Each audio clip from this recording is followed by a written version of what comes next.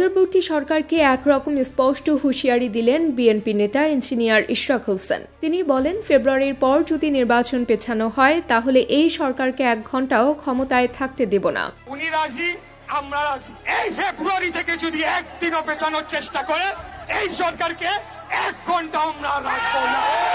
এই মন্তব্য তিনি করেন রোববার সন্ধ্যায় রাজধানীর নয়া বাজার মোড়ে বিএনপির মশাল মিছিলের সমাবেশে বক্তব্য দিতে গিয়ে। ইশরাক বলেন, আমি আজ একটা অঙ্গীকার করতে চাই। আমাদের নেত্রী প্রথমে ডিসেম্বরের কথা বলেছিলেন, পরে প্রধান উপদেষ্টার সঙ্গে আলোচনা করে ফেব্রুয়ারির জন্য রাজি হয়েছেন। আমাদের নেতা রাজি, আমরাও রাজি, কিন্তু ফেব্রুয়ারির পর নির্বাচন পেছানো হলে সরকারকে 1 মুহূর্তও রাখব না।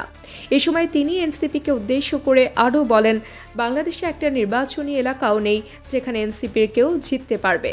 তাই তারা এখন পিআর পদ্ধতির অজুহাত তুলে নির্বাচন পিছিয়ে দেওয়ার ষড়যন্ত্র করছে। এর আগে 10 জুলাই ডেমরা থানা বিএনপির আয়োজনে শারুলিয়া এলাকায় 1 সদস্য সংগ্রহ ও নবায়ন কর্মসূচিতে ইশরাক বলেছিলেন, এনসিপি ভাবছে কোটি কোটি মানুষ তাদের সঙ্গে যুক্ত হয়ে গেছে।